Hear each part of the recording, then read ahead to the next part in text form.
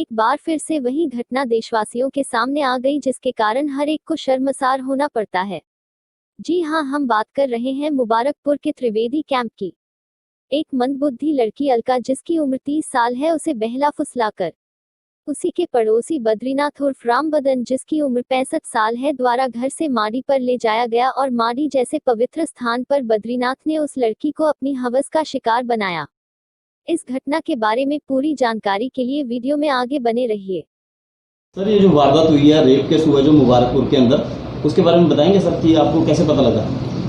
ਇਹ ਤਾਂ ਫਿਰ ਸਾਨੂੰ ਨਾ ਹਸਪੀਟਲ ਤੋਂ ਮੈਸੇਜ ਆਇਆ ਕਿ ਵੀ ਇੱਦਾਂ ਕਰਕੇ ਕੁੜੀ ਦਾਖਲ ਹੈ ਰੇਪ ਕਰਕੇ, ਤੇ ਅਸੀਂ ਸਾਡੀ ਲੇਡੀ ਸਬ ਇੰਸਪੈਕਟਰ ਹੈ ਨੇਹਾ ਸੈਣੀ, ਉਹ ਤੇ ਮੈਂ ਨਾਲ ਸਾਡੇ ਇੱਕ ਲੇਡੀ ਕਾਂਸਟੇਬਲ ਆ ਸਾਡੀ, ਉਹਨਾਂ ਨਾਲ ਗਏ ਉੱਥੇ ਜਾ ਕੇ ਸਟੇਟਮੈਂਟ ਲਈ ਹੈ। ਸਟੇਟਮੈਂਟ ਉਹਦੀ ਲੈਣ ਵਾਸਤੇ ਡਾਕਟਰ ਸਾਹਿਬ ਨੇ ਲਿਖਿਆ, ਜੋ ਡਾਕਟਰ ਸਾਹਿਬ ਨੇ ਲਿਖਿਆ ਕਿ ਇਹ ਲੜਕੀ ਜਿਹੜੀ ਹੈ 100% ਮੈਂਟਲ ਹੈ, ਇਹਦਾ ਬਿਆਨ ਨਹੀਂ ਲੈ ਸਕਦੇ।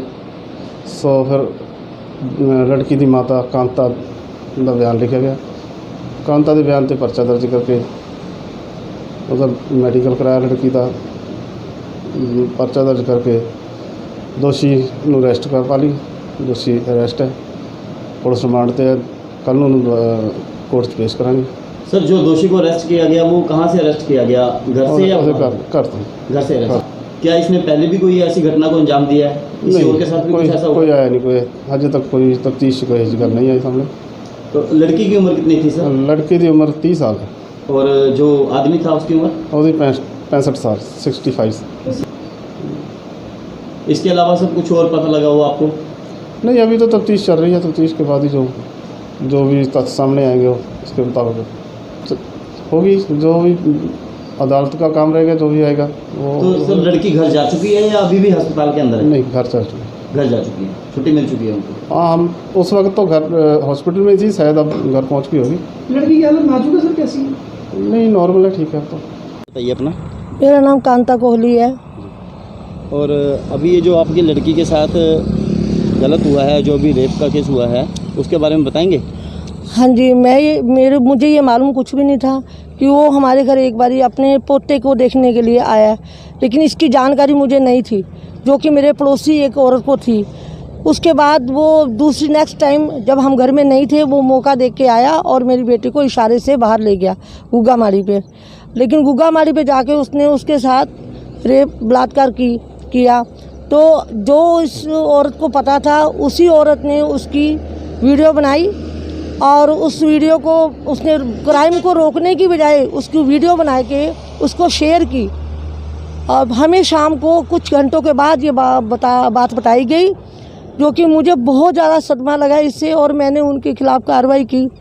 मेरी बेटी मंदबुद्धि है, इसलिए उसको कुछ भी ऐसी चीज़ों का नहीं पता। उसको जो जैसे कोई कहता है वो वैसे ही चल पड़ती है उसके साथ। हमने बहुत कुछ उसको समझाने की कोशिश की, लेकिन उसको ये बात समझ में नहीं आती है। अब हम ये चाहते हैं कि जो उसके साथ हुआ है उसको इंसाफ मिले, और मेरी जनता के साथ अपील है कि आप मेरे को इंसाफ दिलवाने में आप मेरी मदद करें, क्योंकि वो बच्चा मंदबुद्धियाँ, ऐसे ही कई और केस आते हैं जो ऐसे बच्चों के साथ हुआ जाता है, जो ऐसे हादसे के शिकार होते हैं। तो हम ये चाहते हैं कि मेरी बच्ची के बाद कोई भी ऐसा हादसा ना हो जिसकी ऐसे वीडियो कोई एक औरत दूसरी औरत की वीडियो बनाती है और उसको शेयर करती है। उसके बाद उस बच्ची का बदनामी के साथ ऐसा सदमा लगता है कि 3 दिन मेरी बेटी हॉस्पिटल से आज घर आई है, तो उसको सदमे से बाहर नहीं आ पा रही। मैं इस बात से बहुत ज़्यादा डिप्रेशन में हूँ। मैं चाहती हूँ कि आप मुझे इंसाफ मिले। उस ऐसे दरिंदे को समाज में रहने का कोई हक नहीं है, उसको कड़ी से कड़ी सज़ा मिले और मेरी बेटी को इंसाफ मिले। और उस औरत के लिए ये समाज में रहने का भी कोई हक नहीं जो ऐसी औरतों की वीडियो बनाती हैं, उसको क्राइम को रोकने की बजाय उसकी वीडियो बना के शेयर करती हैं। कौन है? उसका नाम क्या है मैडम, उस औरत का? सर, उसका नाम मुझे बिल्कुल फाइनली में नहीं पता है, लेकिन उसको घर में हमारे गली में कुछ और ही कुछ अलग अलग नामों से बुलाते हैं, लेकिन उसका नाम ओरिजिनल में मुझे नहीं पता, क्योंकि मैं घर में रहती नहीं हूँ। मैं नौकरी करती हूँ, सिलाई करती हूँ, इस करके मेरे को उसका औरत का बिल्कुल नहीं पता। उस औरत की नज़र हमेशा ही ऐसी चीज़ों में रहती है, लेकिन मैं उसको नहीं सही से जानती भी हूँ, करती हूँ, लेती, लेकिन वो हमारी गली में ही रहती है।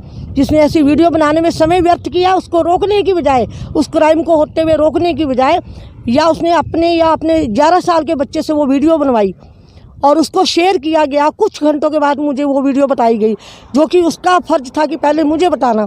उन्होंने ये शेयर करने में कुछ घंटे लगाए और उसके बाद मुझे बताया गया, जिससे मैंने देखते ही उसके ऊपर कार्रवाई करने की कोशिश की और उसको थाने में अरेस्ट करवाया। अब मैं ये चाहती हूँ कि पूरी जनता मेरा साथ दे। जो भी इस वीडियो को देख रहे हैं, सुन रहे हैं, आप इसने जाकर को समझे कि ऐसे बच्चों के साथ जो भी अन्याय हुआ है उसको इंसाफ दिलवाएं और ऐसे दरिंदरों को समाज में कड़ी से कड़ी सज़ा देने में मेरा साथ दें, मेरी मदद करें। माता जी, आपकी कितनी बेटियां हैं? मेरी जी 2 बेटियां हैं। एक मेरी बेटी पढ़ती है और ये मेरी बेटी मंद बुद्धि है। जो छोटी बेटी है वो पढ़ रही है आपके साथ? हाँ जी। वो पढ़ाई के साथ साथ कोई और काम भी करते हैं? हाँ जी, वो थोड़ी पार्ट पे जॉब करती है साइड में, लेकिन उसका मेन स्टडी ही है। तो इसलिए मैं उस बच्ची की भी लाइफ सिक्योर करना चाहती हूँ। जो लेडीज़ ने ये वीडियो बनाई है, मुझे उससे भी थोड़ा सा ये है कि अगर मैं उसके खिलाफ़ ये बयान दे रही हूँ, जो मैंने देखा, जो सुना और जो मुझे समझ में आया कि उसने ऐसी वीडियो, अश्लील वीडियो बनाते हुए उसको बिल्कुल भी शर्म नहीं आई, तो मैं ये चाहती हूँ कि हो सकता है कि आगे भी मेरे बच्चों के साथ उसका कोई और अटैक हो। तो मुझे इससे आपसे, आप जनता वालों से और जो समाज के सेवक हैं उनसे, सबसे हमारी अपनी हेल्प चाहिए कि जो मेरे और बच्चों को कोई भी ऐसी चीज़ पे वो ना कर सके। माता जी, एक जो आदमी है उसका आपके घर में कितना आना जाना था? मेरे घर में वो एक बार ही आया था अपने पोते को देखने के लिए। तो उसका पोता आपके घर में रहता है? नहीं, वो उसका पोता कभी कभी खेलने के लिए आ जाता था। छोटा सा बच्चा था जो कभी हमारे गेट पर बैठ के खेलता था, जो कि मेरी बेटी उसको भी खिलाती थी। सिर्फ वो एक बार ही हमारे घर में आया, जिसकी जानकारी मुझे नहीं थी। जब मुझे इसकी जानकारी मिली, मैं उनके घर में शिकायत लेके गई कि आपका आदमी जो शराब पी के हमारे अंदर आया, मेरे बेटे ने फ़ोन किया कि वो आदमी हमारे घर आया है, लेकिन वो अपना पोते को देखने आया था। मुझे इस बात की जानकारी बिल्कुल नहीं है कि वो हमारे घर में कितनी देर रुका, कितनी देर आया, कितनी देर, लेकिन उस औरत को सब चीज़ की जानकारी थी, लेकिन मुझे कुछ नहीं बताया गया। मुझे जब जानकारी मिली, मैंने उसके घर में फैमिली को जाके सबको बताया और ऐतराज़ किया कि मेरे घर में कोई भी आदमी अलाउड नहीं है, क्योंकि मेरी बच्ची मंदबुद्धि है। मेरी इस बात को उन्होंने इग्नोर किया।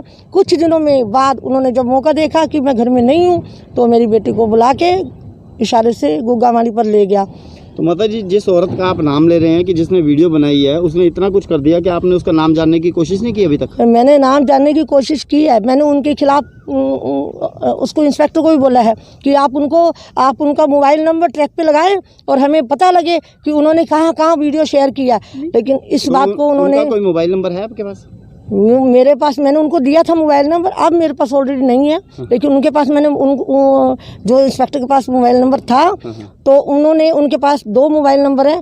जो मैं ये चाहती थी कि वो उनको ट्रैक पे लगाया जाए और जो ओरिजिनल बात है वो सामने आए, कि हमें पता लगे वो वीडियो कितनी जगह पे शेयर की गई है और क्यों की गई है। मंदबुद्धि बच्चे की ऐसी वीडियो बनाना गैर कानूनी बात है। गुग्गामाड़ी पे हुआ था। गुग्गामाड़ी तो धार्मिक जगह। हाँ जी, यही मैं चाहती हूँ कि गुग्गामाड़ी धार्मिक जगह पर ऐसे दरिंदे ने ऐसा पाप किया है, उसके खिलाफ तो सख्त से सख्त कार्रवाई होनी चाहिए।